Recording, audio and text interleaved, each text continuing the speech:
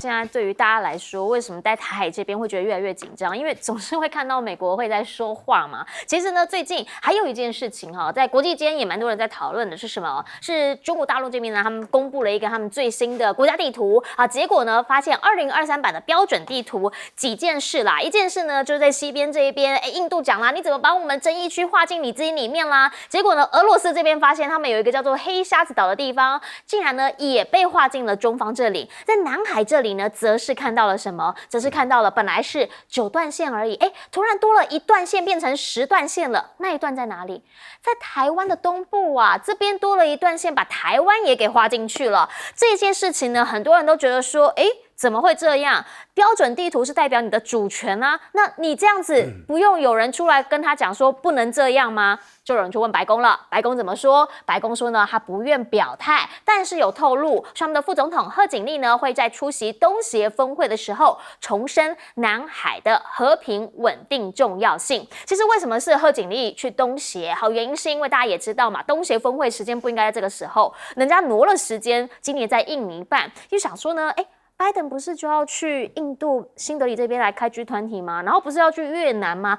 为什么印度就在旁边而已，他不去参加东协峰会呢？专家的讲法是说，可能是因为他现在觉得呢，要加大力度完成跟越南的双边关系，来制衡中方，而且印尼最近好像民意倒向中国了，所以呢，他开始要来比较忽略他，然后呢，要跟越南这里先好好的把关系力度给拉近一些些。其实南海这里呢，确实最近看到了有蛮多的外国潜舰的，所以呢也看到说中国大陆这边呢，他开始在练反潜机了，说呢举行了40多个小时的反潜军演，还出动了10几批的反潜巡逻机。最主要也是因为前阵子在菲律宾这里的一个状态，有看到了，比如说日本啊，或者澳洲这里的传来了，菲律宾说他们没有要参加军演，结果呢，美国这里说要支援菲律宾来制止中国的海警执法，大陆国防部当然是直接讲啦，说拜托不要再插手南海问题。南海这里看得到美中之间的角力，美中之间呢，在南海这里常常会有军事之间的来来往往，可是到底有没有办法保持畅通军事对话？现在呢，五角大厦讲法是说，其实我们的将领双方将领日前曾经会面，地点呢就在斐济。那这件事情也证实了，说呢两军交流是不是有解冻这样子的一个迹象？这个是五角大厦讲的。那我们来看看中方怎么样说这件事情。中方他们的国防部发言人吴谦他是怎么说？他说，本来一直都是啊，就是两边的交往没有完全中断啊，但是当你们还是在制裁李尚福的时候，那就是沟通有底线存在。这也是为什么 Austin 他一直要跟李尚福见面，见不到，密令呢一直告诉大家，再不沟通的话，有风险有风险，前阵子又再讲一次了。这一些基本上就只是因为李尚福呢，他们有一个最低底线，你不解除制裁，我们就不会见。现在不见的还有谁？还有习近平。习近平现在传出了说他G20他也不去了。那如果是这样的话，拜习会真的就要等到11月的 APEC 咯。那拜登是讲说我希望他可以去参加啦，只是呢缺席的原因是什么？现在还没有非常的明确。可是前一阵子呢，雷蒙多来到了大陆的时候，发现习近平他其实是有回信给美国人。他回给谁？当然不是雷蒙多，是一个美国将军史迪威的外孙，强调说呢，希望说两边中美之间的友好可以破冰。可是这个外孙他现在也不是要职，也不是高官啊，他应该就是一个民间人士吧。习近平好像今年以来比较常跟美国的民间人士交往包括什么季辛吉虽然说是中美之间非常资深的之前的外交官，但是现在也算民间人士吧。还有谁？比尔盖茨，这也算是民间人士吧。好像现在是寄望于民间这样的一个感觉。中美之间到底军事之外商业的这个部分科技战，现在还没有完全的停歇。所以雷蒙多来的时候呢，看到了很多人说华为5G 的 Max 60其实就是为了要奇袭雷蒙多，要告诉他什么？要告诉他说，你之前这样子的卡我们脖子，制裁是打击不了的，一定要重返第一的这一天，会一路的往下走下去。这样子的对杠的意味是相当浓厚。回过头，我们要请教杨永明老师，怎么样来看？好在他们的标准地图，这是主权的象征了。可是呢，发现有蛮多争议的，跟俄罗斯这边也有，在南海这边看到台湾这里多了一段。每一个国家发布自己认定的疆域界图，那从他自己法律跟宪法的架构里面哪有什么争议？对不对？也就是说，他有法律、有历史，或者是有行政的这个支持。那从他的自己的角度，他发布这个东西，难道他还在有争议的地方画虚线吗？对不对？所以每个国家都是如此。印度画的地图有没有可以拿出来对比一下？那从中国的角度，你就侵犯到我的主权，我的领土主权。十段线其实是1947年，民国36年的时候，中华民国所公布的11段线。而你知道，在1947年到50年代，美国政府、华盛顿政府是支持中华民国所主张在南海的11段线。后来中国大陆他就把靠近北越的那2段线拿掉，然后就变成9段线。那现在因为加上台东包含台湾的这一段，就变成10段线。这个段线它不是疆域图，它不是疆域线，它并不是说我的领土或领海到这边，我从来没有，不管是在台北还是在北京，从来不会这样说法。也不是所谓的海域划界线，因为都不是跟任何其他相邻或相像的国家去划定的，而是自己公布的。我个人的解读其实是岛屿归属线，也就在这个11段或9段、10段线里面的岛屿的主权是归属于中华民国。那从北京政府就归属于中华人民共和国。从国家主权的角度，其实没有什么问题。但问题来了，我们台湾、我们中华民国怎么没有公布这个地图？我们的地图在哪里？我们的11段线还存在吗？是不是？当人家谈到太平岛不是岛的时候，那事实上蔡英文政府就等于是摸摸鼻子不做任何的回应了，对不对？所以我们自己本身站在我们自己的这个领土主权的维护上，你的立场是什么？我觉得这是一个大问题。是。那讲到习近平可能不会去，就是下个礼拜6、礼拜天了，9号、10号在印度举行的 G20 我觉得大家的解读比较放在双边关系，就是中国跟印度之间的双边关系，或者是中国跟美国的双边关系，因为中印最近处不太好。那尤其是这个印度上一次在主办上合会的时候呢，突然大概前1个月不到就把它改为线上会议然后呢，莫迪结束这个线上会议之后，还到华盛顿去邀功说，你看我比较亲邻美国，我不会做一个场子让就是这个中俄那个主导。但我觉得在金砖会议之后，中国其实跟全球南方国家也了解到 ，G20 其实就是另外一个扩大版的 G7， 是去支持美国的金融跟经济秩序的一个扩大组织。是然后呢，现在全球南方要求要全球金融秩序的改革，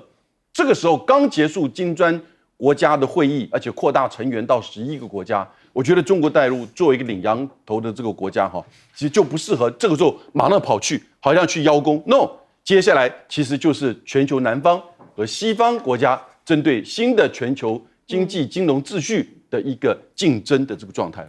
是，那请教一下赖老师怎么样来看？因为这一次呢，五角大厦他们主动公布说，我们在斐济这边双方将领有见过面了，而且还说哇，是不是有交流解冻这样一个迹象？但中方这边的回应就蛮有趣的，说我们有底线的。没有解冻的迹象。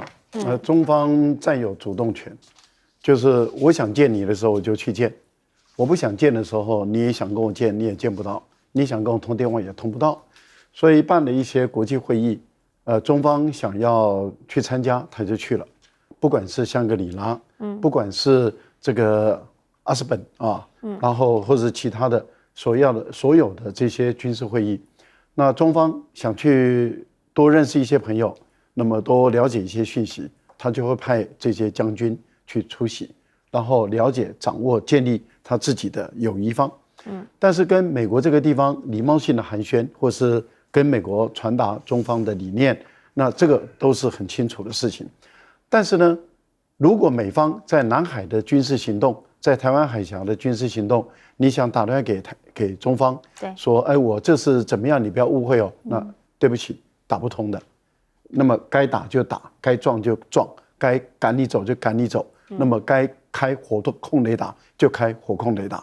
所以在这个部分里面是一点都不客气的，因为中国很清楚知道，美国想建立军事沟通的管道的目的是要来闹事的，而不是要来让这个整个区域更加的安全，是要来惹事、来闹事，让这个地方更不安全。然后，所以他要恢复这个军事沟通的管道，并不是为了安全，而是为了更不安全。那中方那我们来看看什么叫做真正的不安全。真正不安全就是你电话打不通，所以很有可能我们就开干了。那这样的情形下，你看美国在这几个月反而乖得很了。南海也不太敢太嚣张了，台海也不太敢太嚣张了，靠近中国的边界的飞行跟航行几乎不存在了，甚至连台湾海峡，美国单独的一艘军舰都不敢走了。现在9月份要拉6个国家一起来，那6个国家一起来，中国大陆在这个台海之间如果举行更大的海空的联合作战演练，那你这个6个国的军舰不知道要怎么飞啊，要怎么走，我们还看着办啊。所以我个人就觉得一点改善都没有了，是那是中方占有主动权了。好，那另外有关于您提到的中国大陆新公布的地图，没有争议，但是有一些国家反对，预料内，但是反对完之后呢，那就是反对抗议，他们保留他们的权利，但是中方不会理会，继续走下去，也就是1寸土地都不会丢。你有提到黑瞎子岛的问题，没有问题了。因为黑瞎子岛在2004年中俄已经签订了协议，把黑瞎子岛一分为2，西部属于中国大陆，东部属于俄罗斯，但是未来的东北这些外面的这些地方里面，未来可能要看俄国要不要跟中国大陆来谈。如果俄国愿意谈，那当然中国大陆以后再根据《爱吻条约》或是《北京条约》收回的可能性是存在的。所以我个人觉得目前的情况来看的话，那中国大陆就告诉大家，台湾含外岛，例如说台湾的兰屿、绿岛，也都是在时段线之内了。然后就要请教董哥了。如果这样的话，看起来中方某些部分他态度就蛮强硬了。最近呢，也常看到，比如说习近平比较喜欢跟民间交流，好像是寄望于民间，美中之间就寄望于民间，是这样吗？那当然了，因为民间一向大家是比较务实啊。那现在因为美方他现在很希望做2件事情，一个希望王毅到美国去访问那他们提出邀请了大概邀请到现在1个月左右中方完全没有答复王毅到底要不要去？如果去的话，跟布林肯见面，那就是可能要安排习近平跟拜登在美国会面那是 APEC 会议。那如果这个都没有的话，好像情况又不太妙那当然了，我们知道过去美国对全世界颐指气使他讲了就算数。那这些年呢变不一样了因为在南海这边他的动作太大，那中国大陆不买账，当然最主要是从裴洛西访台这个事件以后，就变得态度非常强硬那所有的军事这些高层的往来是绝对没有。甚至美国曾经有国务院的次卿要去希望能够跟大使馆的武官中国大陆大使馆的武官会个面，都被拒绝。一个武官官阶也不会多高，都拒绝你，为什么？因为上面不会同意嘛，对不对？所以大家可以看到，对美国来讲他大概从来没有碰过说很多地方在吃瘪，所以他在亚洲这边他打的方式是怎么样当然因为他结合日本、韩国、东北亚因为他们有北韩嘛有北韩的敌人，他们乐意跟美国合作。那再往下呢，他手使菲律宾你看为了那一艘战舰要不要偷走就在那边跟你搞半天，就让中国大陆加大冲突意思就这样。那现在又去拉拢越南，宁愿东协会议不参加，因为东协他过去一直希望说能够指挥东协，对，可东协不太理他。拜登把东协首领找到白宫，说我会投资你们，投资多少？1.9亿啊，真丢脸！1.9亿，把人家都找来，所以东协跟中国大陆的关系密切那他们可以看到大家一起做生意，其实对这些国家都有很大的帮助。那他现在各个击破就找越南那想说会有一个我觉得越南是在应付他了哦，他自己搞不清楚，越南对中国大陆的依赖更严重。哦，那他不晓得，他认为越南哦，因为中国大陆现在很多工厂或什么都移到越南，认为那个其实越南现在非常仰赖中国大陆，所以我觉得美国的算盘打错了。好，美国呢，现在其实它在国际上有一件事情跟大家感觉不太一样，是什么？是在这个日本好排核废水这么一件事情。好，看到了美国、日本、韩国的政治人物，哇，通通都在吃海鲜大餐呐、来，首先岸田呢，他就去他们的丰州市场表演吃章鱼。再来呢，尹锡悦则在他们首尔最大的一个鱼市场哦，抓着一个螃蟹，很开心，还带了一些鱼回家。然后美国的驻日大使也开始在福岛吃海鲜。好，这一些呢，他们说，哎。你们一听到说有什么危险啊什么，我告诉你那个呢，比如说这个196他就直接讲了，都是政治手段，是出自中方这里的政策的。可是真的是这样吗？因为日本的农林水产大臣自己讲错了。他是说他讲错了，但有人说你还是你说的真心话，因为他直接说这个叫做污染水，哇，这3个字不得了了。岸田直接的讲说对他的发言感到非常遗憾，还要他全面道歉。大家就说你怎么会这样讲？他的讲法是。我也不知道为什么，我全部不记得了。有可能是因为中国使用污染水这个词，那我其实是想要反驳他，可能是因为他讲了这个之后，我才脱口而出讲出来。但是呢，到目前为止，这是很多人心中的一个疑问，包括了在韩国现在呢，很多人说鱼市场到目前8月之后的最后一个星期，几乎都看不到顾客了，所以他们还要投资1.09亿美元来促进他们当地的海鲜业发展，甚至他们的反对党领袖李在明呢是已经绝食抗议带头说这个政府的立场太过消极，在光化门这里呢也已经有连续7天大家都走上街头。盖洛普民调则直接的告诉大家，目前这个事件已经让尹锡悦的支持度再一次的往下降了。那日本呢？日本这边其实民间也有不同的声音啊，渔民他们现在说他们又要开始再出去拖网捕鱼，好，时间呢他们则是会政府把它错开，排放核废水的时候不会让他们出去，之后呢现在开始要让他们出去，还要设立800亿日元基本补助本地的渔业。可问题是旅游业现在更惨，马上因为呢本来有很多的大陆陆团这边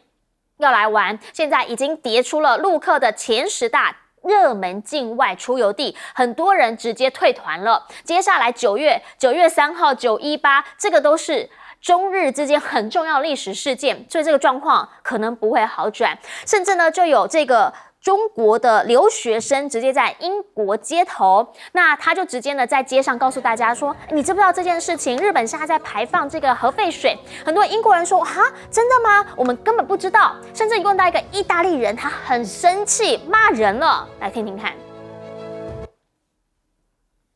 Japan put nuclear water in the sea. Oh, are you Japanese? No, I'm Chinese. Chinese. Okay, Japan Baga. Too much risk, danger for the people. I don't think it's a good action. I totally disagree because pollutant, it isn't good for our health, for the environment.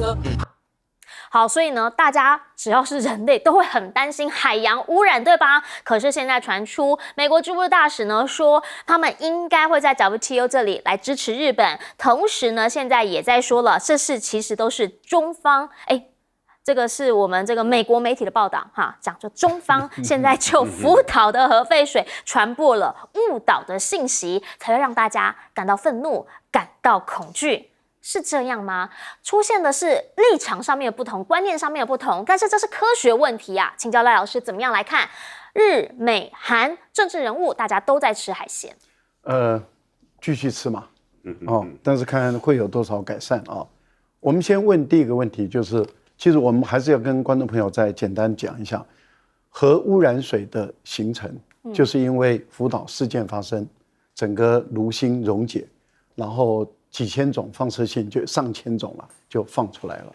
然后由于整个设备都被高度污染，那当时就是说，有非常多的这种放射性，各种各样的都有。然后再加上下雨水，还有就是地下水，所以它就积满了很多，一直抽。那当然你也会加一些这个一般的水去把它稀释冲淡啊。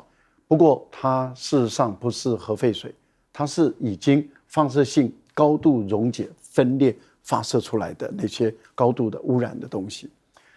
那日本说我经过很多的处理，可是问题就是你再怎么处理，如果你真的是这么行的话，那早就应该拿到诺贝尔奖了。为什么呢？因为这些放射性的东西到目前为止在科学上还是没有办法证明说它可以经过一些化学药剂的处理，它就这些放射性就全部消失了，然后甚至降低到很低。那它目前只能说氚跟氖嘛，可是其他的放射性物质它都不敢说。那当然有很多人就要求说，那就不应该只是由国际原能委员会只检查这2项，应该是要开放给国际间的原能的这些组织研究人员做普测，做全面性的检测。日本东电都拒绝。好，那所以引发了这么多的抗争。引发这么多的抗争之后，我觉得美国的大使太虚伪了，美国驻日本的大使太虚伪了。请问你美国驻日本的大使，你一个人吃能够花多少钱？2000块新台币了不起了吧？但是问题就是你跟大家解释一下，为什么你美国对于福岛地区的农水产品为什么一直在减少？你的进口为什么一直在减少？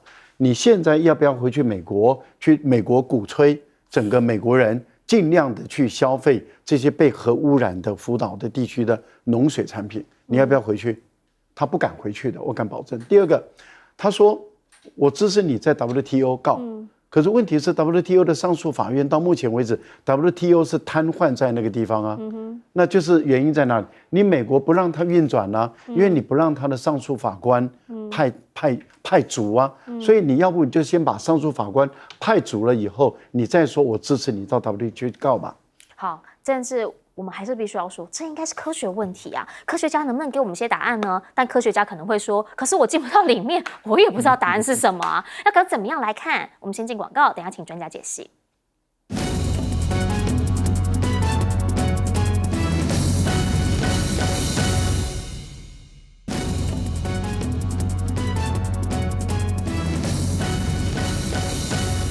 好，我们就说了，到底核废水、核污水还是处理水，这个应该科学的问题，但是现在好像讲不清了。杨老师，很清楚。各位记得这个议题有3个重点。第一个，这个排放到大海的核污水不科学。第二个，不必要。第3个，不道德。不科学、不必要、不道德。各位记得这个议题最重要围绕这3个。不科学什么意思？从头到尾，他提的这个报告跟 IAEA 的报告只有氚，绿色和平组织在2年前提的报告还有62种放射性物质，它到哪里去了？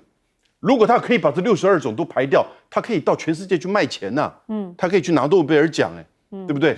然后呢，美国的，然后这个法国的，夏威夷大学的科学家都认为这个不科学。各位，这个不科学，不要认为说它是科学的不必要，你不需要排到大海里面嘛。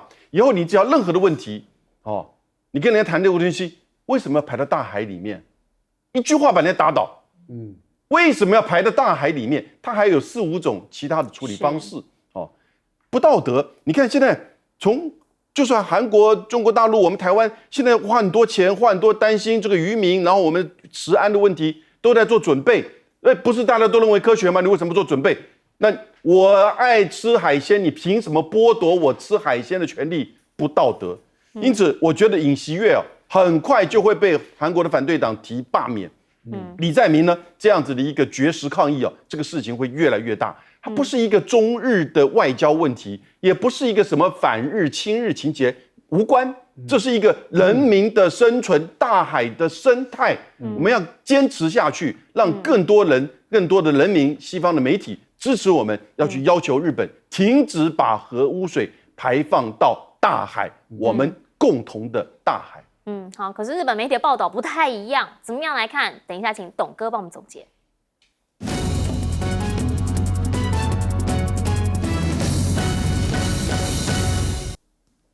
最后，请董哥总结。各位，如果把这个核废水你要平心静气来想的话，如果它是中国大陆排放出来的，会怎么样？一定是被全世界围剿，对不对？美国带头，美国会说这个是不安全的。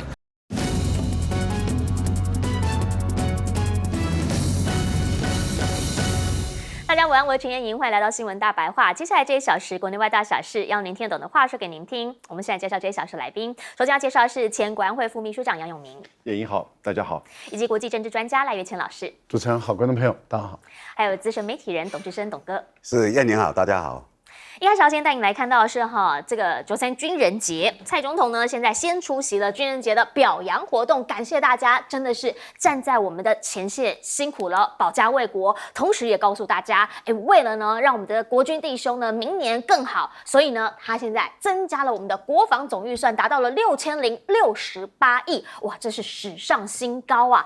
可问题是我们也想问啊，这6068亿到底真正在照顾我们这一些弟兄官兵的是多少钱呢？还是真的因为明年要花军购的钱是比较多呢？这个我们就打一个问号，请教总统府啦。另一件事情啊，则是现在呢，他们也很会做梗图，告诉大家鬼月恶灵退散，什么还中英文版本都有哦。这里头呢，看到的是一台我们的幻象2000跟监共军的运8反潜，然后告诉大家说，哇，中元节鬼门开，我们要让这些恶灵直接退散嘛。同时也看到了我们的国安高层现在出来接受专访。好，来顾立雄呢，他就以去年裴洛西访台为例，说你还记得吗？那个时候4枚东风飞弹从我们台湾上面飞过去，日本公布，所以呢，大家开始有一些恐慌，所以他们现在开始改变方式了，他们要预判中共反制的剧本之外，还要先发制人。什么意思？就是他们现在发现在公布照片啊，或者是在相关的报道的时候，要用我方的视角，不要有受制于人的感觉。哇，讲的呢都说是，当时好像是他愿意公开，不对啊！我怎么记得我们那个时候看到的报告是说，国防部长主帮公布解放军飞弹飞越台北上空，但国安会反对。这里面当然没有说是谁啦，但是明确的讲到，国安高层表达公布会造成民众不必要的恐慌，跟邱国这种国防部长立场不一样。那到底哪一个才是真的？还是时空背景不同，这一切就会有所不同？我们也打一个问号，不知道嘛。现在台海之间大家会有这么多疑问，就是因为我们一直听到台海兵凶战危这一些讯息，会让人民心里头有所起伏。好，国军呢也公布了，说军人战死的话，他们未来会加发未成年子女抚恤金的草案。这里面呢，当然就会有各种的情况，说呢，如果真的发生什么样的意外，要怎么样来帮忙我们这一些军眷子弟。但问题是，大家也想到了，蔡英文当年呢才刚当上总统的时候，他第一个开刀的是什么？年金改革，是军公教啊。现在这样子的一个内容，真的就是在照顾军人子弟吗？心里到底想的哪一个才是你心中最软的那一块？其实呢，目前侯友宜就告诉大家，他听到民间的声音，就是大家都认为好像台湾是世界上最危险的地方哦。此话一出不得了了，赖清德办公室直接说，你这个就叫做为了选举利益在恐吓人民，希望呢不要对国际间释出错误的讯息。侯友宜反问啊，你有没有去民间听听到？你有没有听到大家心里头的想法到底是什么？而且这个是侯友宜讲的吗？经济学人有看吗？经济学人那个旗的封面你有看到 The most dangerous place on earth， 结果是哪里？台湾啊，这个封面你有看到吗？兵凶战危是谁说的？外国媒体说台湾是沉睡的炸弹啊，还有岸田文雄说台湾安全属于全球问题啊。拜登那个时候下令说要限制对陆投资的时候 ，CNBC 就直接讲是为了台海冲突做准备啊。到底台海现在让大家觉得是世界上最危险的地方，真的是侯友宜因为选举的利益恐吓大家，还是国际间在这个世界上面很多人普遍的感受呢？回过头请教董哥怎么样来看？蔡总统呢现在出席军人节的表扬活动，感谢大家辛劳，也说明年国防预算史上最高。今年的军人节表扬196个人啊，那里面2个人最特殊的，一个是娄少和。娄少和我们媒体间大家对他非常敬重。因为他退下来以后做了非常多的公益，我们很多朋友都自动自发去帮他做公益，去帮他搬东西，包括马总统都去搬。所以可以看到，就是他是不分党派的，大家可以接受。另外一个是台志远那台志远当然因为他他的幕僚那个也是让大家觉得说对军人应该尊重，可是我觉得少一个人。这个对全军心的鼓舞非常振奋。这个人就是馆长陈之汉。为什么？因为蔡总统很敬仰他，还特别找他去上极光日，而且是不期而遇啊，那时候是他在，所以他是极光日里面唯一进场的。那为什么现在不找他呢？因为他现在对民进党不满。我简单讲，这个是不应该分党派啊。那我们看，其实台海，因为这些年为什么蔡英文突然对军人很敬重？823 60周年，他跟副总统都不去金门，那时候被骂。对，那大家记得今年就大家都去了就是因为要选举了嘛。可是现在为什么对军人这么敬重？因为现在军人兵役一般服兵役的延长，然后我们又买这么多武器。那大家也可以看到，美国一直要让我们要很多的武器来充分的整装自己。那现在蔡总统就变成对军人很那个，他过去对军人很不屑。各位如果有兴趣，你上网看，他有一次到忠烈祠，他比出了一个怎么样的动作？他上完香、献完花以后，他比一个吐口水的动作。这个是真实，这个绝对不是剪接，这个是100%真实的。因为有一些东西是剪接的，比如说有人说他用国防部那个东西就剪接，这个影片100%是真。那为什么要有这个动作？很多人觉得不可思议啊。那当然了，蔡总统过去对军人，如果你看他一上任就对这些军公教大砍，你就知道那时候是毫不敬仰，他认为你们这些选票就是国民党。但是台海是不是真的兵凶战危？是，你执政以后就是了。马总统在当的时候就不是了。就简单讲，对岸的领导人没有变啊，还是习近平啊，从过去到现在就是习近平啊，没有变了。那谁变了？换了一个台湾的领导人变了嘛。所以今天看到台海兵凶战危，侯友宜讲说是最危险，也不是他讲。从去年经济学人写的时候，全台湾大家也都在讨论，民进党其实也显现了说台湾为什么要兵凶战危，兵役为什么要延长？其实这个氛围在台湾始终都有嘛。如果台湾不是最危险的地方，那台积电干嘛被美国指定去美国避难呢？对不对？是因为怕万一有战争以后，你的晶片就供应不及嘛，所以才要求你到美国亚利桑那州去做投资。那这个氛围其实大家都一样。那侯友宜出来讲，就叫做你贩卖恐惧。对，那民进党政府，我们也一直在贩卖恐惧啊。我们政府一直告诉你，中共有多坏，然后我们必须应该怎么样买武器，然后服兵役，然后要延长，所有这些东西就是你政府一直在做的。为什么你可以做，别人不能讲？何况这是国际媒体所写的，也是现在国际认证的。其实全世界每个跟台湾周遭有关的，他们讲到的亚洲的问题，第一个就是台海，对不对？最近这些国家都还在讲台海问题，那表示台海的确是很危险啊，是全世界最危险的地方，也没有错啊。所以我觉得民进党不要再掩耳盗铃了。是好，刚刚呢，董哥特别提到了这个事发时间是在4年前，那个时候呢，在事情发生之后，当然很多媒体呢都会慢动作来看。总统府当时呢也有说明他们那个时候说他吐口水是恶意抹黑啦，他是抿嘴巴，然后呢他就讲了说连嘴巴都没有张开，怎么吐口水呢？这个是当时的一个总统府这边的回应啊，媒体确实有过相关的报道，那个时候呢也引发非常多的讨论。但我们在此呢也必须要把当时总统府的立场呢再一次的澄清一次。来请教杨老师你怎么看？因为最主要的人呢，大家还是在担心现在这个台海的状况。那你现在有这么多的准备，就是告诉我们应该是危险吧？可是当侯友宜讲说危险的时候，就说你在贩卖恐惧，哪一个是真的？我觉得情绪性的发言我们先放一边哈。但是现在国防预算高达6068亿，前所未有的高，这是事实。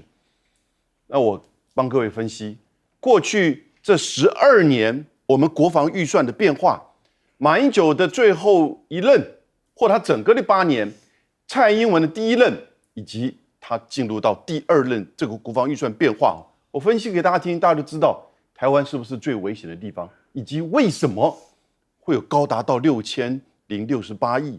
第一个，马英九时期的国防预算平均大概都落在3500亿到3800亿，大概这8年都是如此。最低的时候3500亿，平均大概3700，最高的时候3800，所以一直维持这样的一个数字。那蔡英文上来2016年的时候3658亿，他的2016年第1任的时候，到他第二任的展开之后，2020年呢4095亿，所以从3600到4000，我要略增加吧，但我们可以说我们 GDP 增加嘛，对不对？所以维持的这个幅度也是一样。但现在问题来了，当蔡英文进入到第二任期的时候，各位，我一个告诉你，2021年4869亿了，一下跳了700亿；2022年5131亿；2023年今年5790亿，明年6068亿。过去这4年，砰砰砰，每年平均以400到600亿之间的这个速度往上增，一下子就比蔡英文在刚做就是总统的2016年3658亿，将近多了4成，将近1倍。为什么？各位，过去这4年什么问题？中美对抗，中美的紧张，而台湾就是在中美对抗的最前线，第一岛链。所以呢，我们不管是被他视为代理人，还是他认为这边就是最危险的地方，不断的这样子的一种就是危险的氛围在炒作。然后呢，在全世界的媒体都在这么说，你当然美国就要求呢，美国会给我们压力，你要增加预算，是不是？所以第一个，整个中美的这个对抗，我们在等于是竞争的对抗的最前线，然后美国的要求，美国的这个压力情况之下，那我们再进一步看这个6668亿里面有1306亿其实它叫国防部说叫军事投资，我不太了解什么叫军事投资应该不是去赚钱的，他是说主要用在265亿是采购，265亿采购，够吗？是不是？那还有一些超过1000亿呢？秘密的不告诉我们，所以其实多了1300多亿你到底是为了什么？那我们现在看到美国不断的，就是我们已经付了190亿美元190亿美元，那已经是多少？超过4000亿、5000亿的这个台币，对不对？付了钱的买了美国武器还不给我们，那我们接下来还要弄更多的这个钱要去跟美国买武器。买武器呢，是不是真的我们现在需要的？我们的船舰老旧，我们的人员缺乏。那明年开始要这个当兵要延长，兵役要延长到1年，是不是这里面有增加？所以到底国防部要告诉我们，你那个增加的这个幅度，这4年来只是单纯的呼应美国的需求压力，不断的在增加，表现出我们越来越达到美国要求的 GDP 的3%，是6068亿是 GDP 的2.5%，但那个迷失啦，你要看，你看每年在这样增加，所以台湾是不是最危险的地方？不需要侯友宜讲，不需要经济学人讲，国防预算就告诉了我们，对不对？过去这4年，每年不断的这样的增加，你真的有感吗？你真的觉得台湾安全了吗？然后呢，你真正的军事的战略在哪里？你用什么东西来保卫台湾安全？有没有政治上的战略？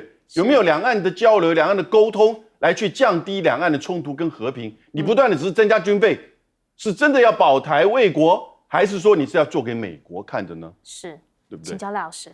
今年3月，蔡英文给一个美国前国家安全顾问叫做欧布莱恩颁发了一个特种大绶锦旗勋章。对，我想这个新闻在台湾做好大。是，这个人在25号吧，他一个专访，他说台湾2年内发动战争，对，就是中国大陆2年内会打台湾，是，所以他过去主张要把台积电毁掉，那么现在在3月份的时候，他也主张台湾每个人都要发给他 AK-47，现在他再度的主张台湾每个人都要发给他 AK-47，是，那2年内要发动战争了，那各位该不该紧张？那经济学人说台湾是最危险的，德国之声说台湾最危险的，美国主流媒体都说台湾最危险的。